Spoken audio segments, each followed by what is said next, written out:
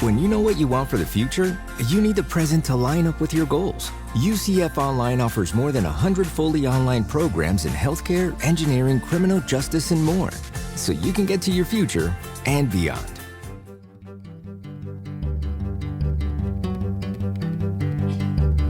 From the University of Central Florida's Center for Distributed Learning and the University of Louisville's Delphi Center for Teaching and Learning, I am Tom Cavanaugh. And I am Kelvin Thompson. And you are listening to Topcast, the teaching online podcast. Hello again, Kelvin. Hello again, Tom. Last time I saw you, I was in the same room with you, I or know. a simulacrum. It was my clone that I send to conferences to do podcasts and presentations while I stay home.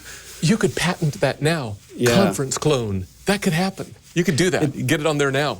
I like to think it's a much more interesting version of me than I actually am. This Conference Tom, I ship out and drop him off at the airport, and he goes out and, has a good time. He can stay up later than I can. Yeah, and now there's a whole other, being replaced by an artificial life form. The threat's real. Now I need to go back and see that. What was that?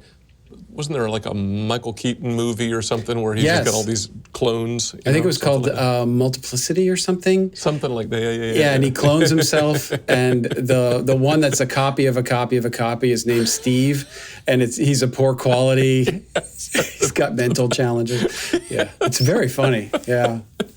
Yeah, that's an older movie, but it's probably worth a rewatch in this artificial intelligence age. It is, yeah, maybe, yeah.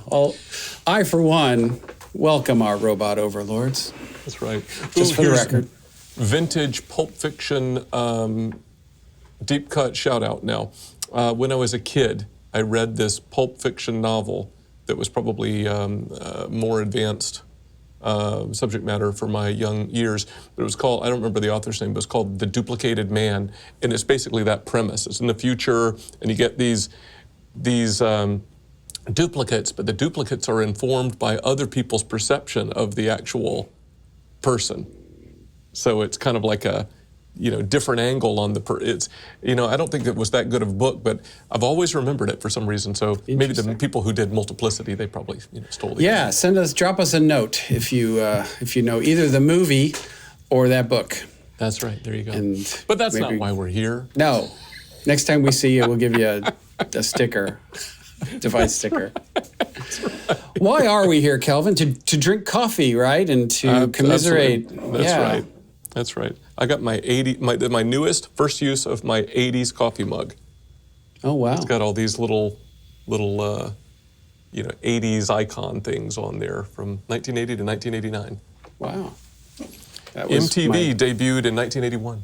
Yeah, that's cool. Radio killed the video killed the radio star, right? Wasn't that the first video that they played? Oh, that sounds right. Right. It's all kind of thing. 1982, E.T. phones home. Says it right here on my mug. Good to know. Yeah. Thanks for joining us. This is the 80s podcast. Yeah. That's right. So what's in that 80s mug? In my 80s mug, Tom, is some flashback Panera coffee. I don't think I've had any Panera coffee since I was in Orlando, and we had an event down the hall from my office here earlier today.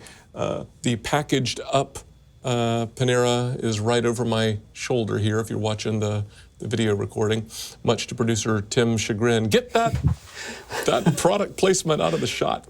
But Tim, that's part of my shtick. And I thought that the packaged up Panera flashback coffee might not be a bad choice for today's episode. So you'll have to see if you can find a connection there. What are you drinking, and can I find a connection in your cup? I am done with what I was drinking, so it's gone at this point, but it was nothing special. It was Dunkin' pumpkin spice latte flavor. Again with the pumpkin spice. Actually, not latte. Yeah, but it was pumpkin spice. Yeah. 'Tis the time of year, Kelvin. I guess so. But, so that's not thematic for me. Yours, so maybe something in the word packaged. You said it twice. We are going to be talking about a comprehensive package of things today. So I don't know, maybe something there feels like a bit of a stretch, though. And the flashback. And the flash, you did say flashback, yeah, in the 80s, yeah. Okay, so maybe flashback. Maybe not so much the 80s, but the flashback. I get maybe I get the flashback, yeah, okay, all right. All right, see what you got. All right, so the flashback is because you were talking to an old colleague of ours that used to work with us. Yes. That's exactly right. All right. That's exactly right. So should I inform our listening and potentially viewing audience? If anybody's still listening to us, blather on. If you've made it this far, you're in for a treat. Because Kelvin, you recently interviewed our colleague, Dr. Safary Wa-Mbaleka. And Safary is currently an associate professor of leadership in higher education at Bethel University in Minnesota. Previously, he held administrative leadership positions at Adventist University of Africa and has worked and taught at several other institutions around the world, I know in the Philippines as well. He has spoken at more than 100 conferences in more than 20 countries and has published more than 80 books, chapters, and journal articles. He is also, by coincidence, the lead editor of the forthcoming book, Sage Handbook of Online Higher Education, which may be relevant to today's conversation. Indeed so. Yeah. Safary is a great colleague. We actually, I sent him a link. We actually mentioned Safary back in episode number 7 because we were drinking some coffee from the Democratic Republic of Congo, which is where Safary was born. We make mention of that in the show. In the interview recording, we'll put a link in the show notes, which was, I think that was our first Topcast Live. Actually, it was episode number 7 back in 2015. How about that? If you say so, I believe you. Yeah, that's right. So, is there anything you want to say about the interview? Maybe besides that, before we jump to it. Safary's great. If you ever get a chance, talk to the guy, read his stuff, invite him to speak. What a wonderful, I call him Dr. Wa-Mbaleka, right? Because he's got a PhD, EDD. I mean, how smart is this guy? Yeah. Well, and also one of the nicest, most knowledgeable guys you're going to want to talk to. Absolutely. But we don't really explicitly mention it in the interview. I was trying to stay on the other side of the mic, but I'm a co-editor on the book as well with our colleague Leni Casimiro from the Philippines. Try to have a rounded it out global editorial team. And I would try to sell you the book anyway, but the reality is, as an editor, if somebody buys a book, I eventually get like a percentage of a percentage of a percentage of a percentage of a percentage of a penny or something. So I wouldn't want you to think I don't. But I would sell you the book even if I didn't, because I think it's a good product. Agreed. Yes. As somebody who doesn't make a dime off the book, but who contributed to it, I agree. I think it's well worth a read. So with that and the magic of podcast time travel, here is your interview with Dr. Safary Wa-Mbaleka. Hi, Safary. So glad to see you and have you on Topcast today. It's my pleasure to be here, Kelvin. It's so good to see you after so much time over the years. Yes, likewise. Yeah. I think we've actually talked about you before on the podcast. We do this little coffee connection thing, and I think at one point, I brought in some coffee from the Democratic Republic of Congo, and I think your name came up. Wow, that's quite interesting because indeed I was born in the Democratic Republic of Congo, so that's quite interesting that you got to taste the coffee from Congo. That's right. I'm pretty sure I'll have to send you a link to that. But that's not the reason that we were going to have you on and talk today. You are the lead editor on a book that is newly out as we release this episode.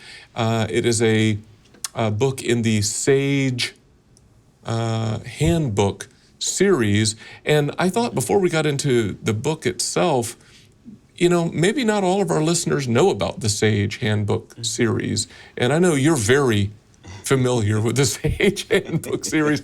So what is the Sage Handbook series, and how have you been involved with that, and why do we need a Sage Handbook of online higher education? Yes, I've been involved with Sage publications for the past, I would say 4 years. The first project I was working on was the Sage Handbook of Qualitative Research in the Asian Context. And as I was finishing that, immediately I saw the need that we had for online higher education, because that was the middle of COVID-19. And everybody, at that time I was back to Africa to serve in Africa. And the challenge was real. I remember being involved in a national committee to establish national standards for online education in a university setting. And basically, the structure was not in place. Everybody was trying to find knowledge and expertise on online higher education, and expertise was highly limited. And this was not unique to Africa. As you read the literature, you find that it was common to many countries. I would say outside of the United States, many universities were caught unprepared. And everybody had to move quickly online to be able to survive. So this raised the need for a new handbook that would be like one step where people can learn most of what they need to be able to operate online. From the faculty to the administrators to instructional designers to the technology people, to accreditation people, quality assurance. We needed something that is just one tool that will help everyone, and look at it from the international perspective, not just the American perspective, because a number of books that we have on the topic are written in the United States, but they're not 100% applicable to the world outside. So that's how this idea came up. No, that's great. So the Sage Handbooks, here's my layperson attempt at articulating this, but you correct me if I'm wrong. They're big books. They're Yes. lengthy books, and they attempt to be comprehensive. And each chapter is not so much zoomed in and narrow. It has something unique to offer, but tries to catch that topic from a lot of different angles and be practical. Is that right? That is correct. I would say every handbook must be comprehensive on the topic, the central topic, and in this case was online higher education. So it had to be very comprehensive. So Sage requires that a handbook must have at least 36 chapters. At least 36 At chapters. least 36 chapters. And so that's how it goes. And I think in this one we had like 50 chapters. It's quite huge, a large wealth of knowledge. And yes, there is usually the tendency to have the practical side and the research side in handbooks, as far as Sage is concerned. Although personally, I'm working now on my third handbook. I always want to do a lot more of the practical side, because I really want to put something practical in the hands of people so that they can use that, implement that immediately in relation to the topic that we're working on. So the handbook that we had was a lot more practical than theoretical. Yeah, I think about scholarly practice. I think, right? There's a scholarly framing. It's not a completely, say, popular focused book, but practical within that scholarly context. I think correct. I think that's right. Now, Safary, let's get real for a second. Are you asking all of our listeners to go out and personally purchase this very large, more than $20 book? Is that what you're asking people to do? Well, on one hand, it is ideal, although I understand how expensive 50 chapters can be. And this comes from, I think, more than 100 contributors from several countries. I lost count how many countries were involved in this project. This is a monumental project. Yes, it is a little pricey. So the primary way of getting a copy is to ask your librarians to actually purchase a copy because it's fairly expensive. But if your life is always online, you're a director of online education, you know that this is my life this is my primary role. It won't hurt. It will be a good investment if you can get your own copy, but at least make sure that your library gets a copy or two copies. Some libraries may get more than one copy. And that is very, very helpful because there's a lot of gems that are packed in that handbook. You know, I'm at a new institution, as you know, and some of our listeners know, in my office where I'm sitting today speaking with you. If I were to go right out the front door, I'm in the library, and fortunately, straight out my little door, I go right into the education section. And so I went looking not too long ago, and I strolled through the stacks of the library, and I ran across several Sage handbooks on related topics related to higher education or public school education and so forth. And indeed, they're hardcover and they're Yes. thick, and there they are on the library shelves. And I thought, well, look at that. I hope that our library will purchase this book. And I wrote the dean of the libraries and I said, would you please consider? And that's what our listeners can do. They can reach out to their library dean or director and say, would you please buy this? It will help our community. And then you can check it out for free. Or as Safary says, you can invest your money and get this significant book. Yeah, so that's the end of the commercial part of the podcast. But give us a taste of this, Safary. You've said broadly international perspective, and you've said 50 chapters. But what can our listeners expect to find in this book?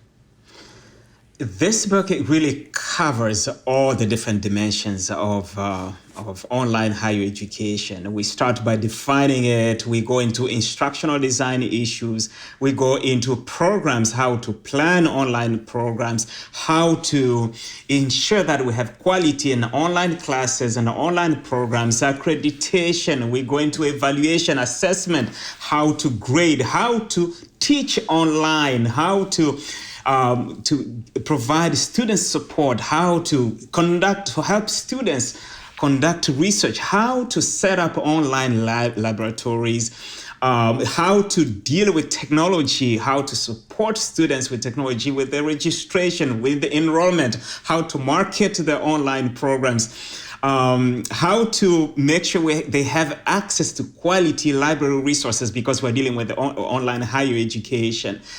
So it's a holistic dimension. I would say a 360 degree perspective of online higher education.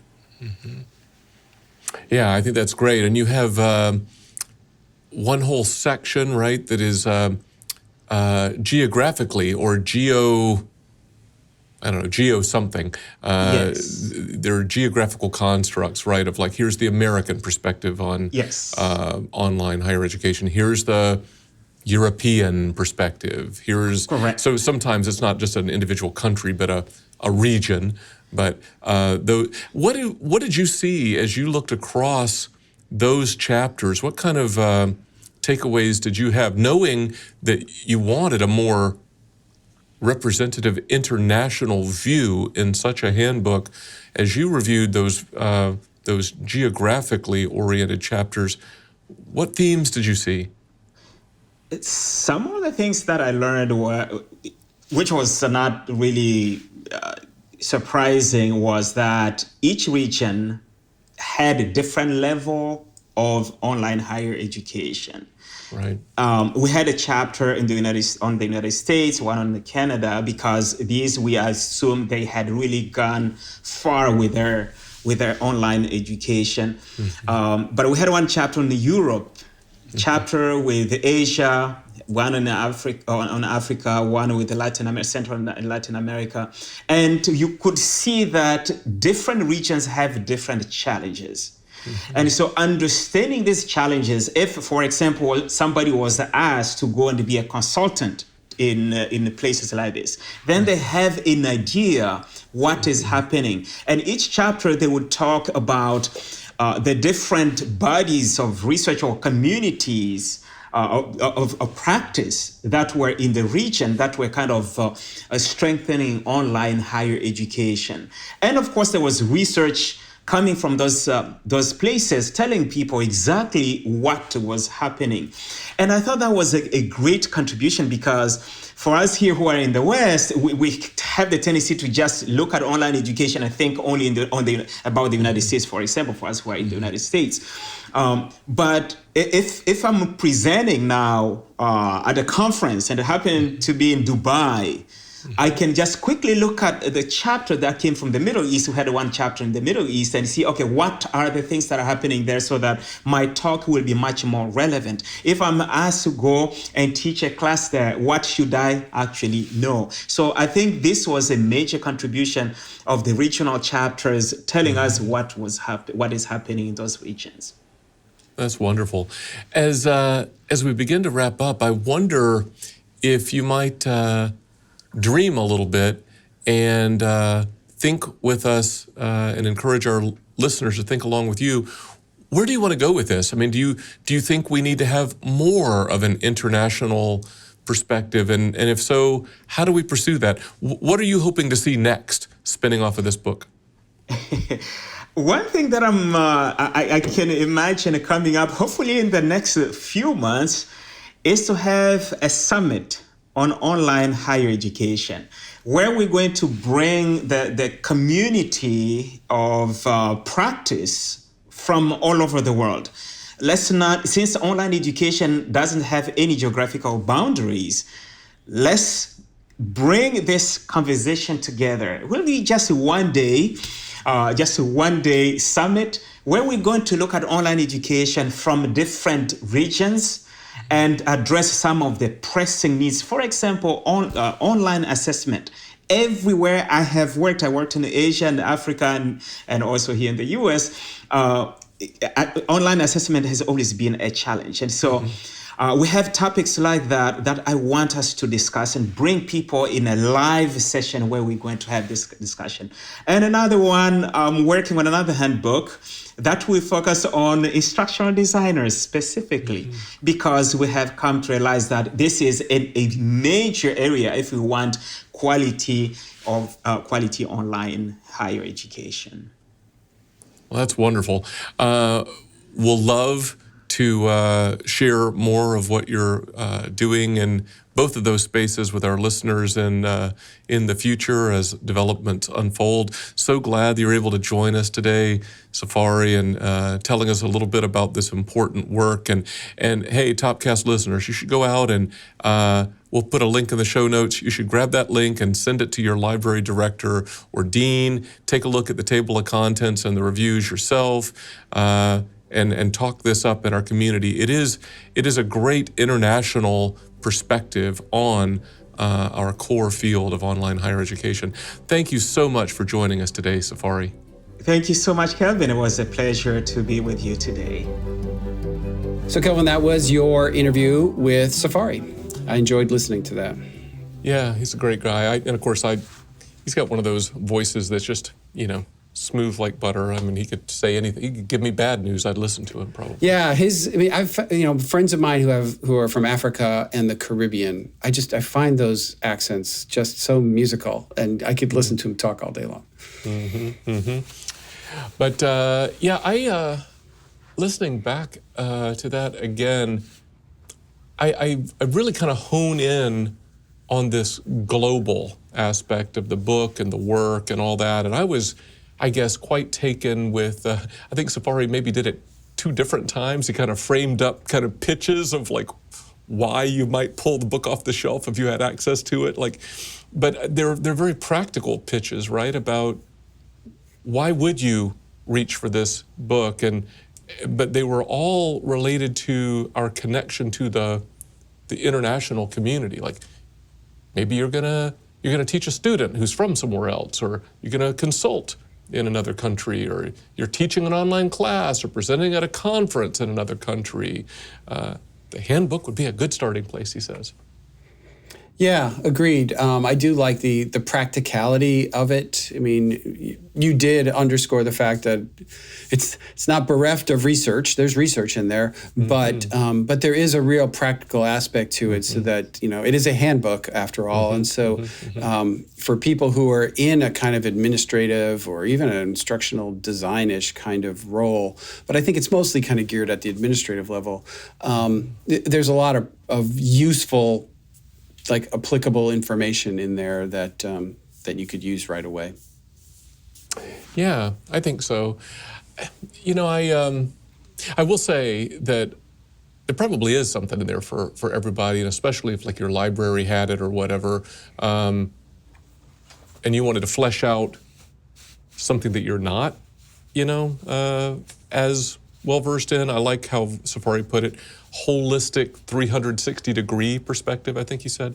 I think that's not bad, but I keep getting stuck with this thing, and I wonder what you think about this, because I think you and I have talked about this a few times off mic, but how much do our North American or maybe Western generally listeners really know about online education around the world? It seems like to me, just going through the editing process, reading lots of stuff from lots of people from lots of places, there's always stuff to learn, for sure. Yeah, absolutely. And I think that we do have a kind of American-centric lens through which we look at education, and it makes sense, right? And within that, there are sub-lenses between public and private and other kinds of different, slices of education. But there are nuanced differences around the world, like in our chapter, we kind of wrote about the North American context, or American context. And, we talk about the kind of federalist structure of education, where it's the states kind of run higher ed with some very vague funding oversight in the federal level at DC. But in other countries, there might be a Ministry of Education that is much more controlling of what happens at individual school levels than happens here. And if you're not used to that, I don't think you have an appreciation for the impact that can have on policy and practice at an institutional school level. And the difference between public and private. And so I remember being in Brazil at a conference, and I was speaking at and having conversations with people from other countries. And this was a group of private schools that were together, a consortium that I was speaking to. And they were basically saying that the public schools are the premier schools in Brazil. And the public schools are the ones that get all the state funding, and the best students go there. And the private schools sort of have to be scrappy and kind of compete. And it was almost an inversion of here, where it's the private schools that tend to be at the top of the elite hierarchy in the United States. And, I think every country is going to be a little bit different in that way. And I think this book, one of the unique things about it, the values of it, is that it does bring a truly global perspective. And that's rare these days. No, that's right. And I guess we'd be remiss if we allowed you, dear listeners, to think that this is only about kind of a treatment around the world. We did not get into all the depth. We'll put a link in the show notes to the table of contents and to the to the publisher's website. You could 50 chapters, 50, count them, 57 sections. There's something in there for everyone. Yes, more than 600 pages in this book. There's a lot of stuff. There's a lot of stuff. But it's good. I like it. You should buy it. No, you shouldn't buy it. You should ask your library director to buy it. Yeah, have the library buy it. And then that way everybody can take advantage of it. Right? That's right. Shall I try to put the plane on the runway, Tom? Yes, you should. So by way of summation, we might say that our world might be smaller than ever before thanks to digital networked technologies, but as online education professionals, we run the risk of being overly provincial still, if we don't attend to the experiences and insights from colleagues around the world, as I like to say in a lot of different contexts, we are better together. Absolutely. That's great. It was great to hear from Safary. Maybe we can get him in person one of these days. That would be awesome. Yeah. All right. Until next time, for Topcast, I'm Tom. I'm Kelvin. See ya.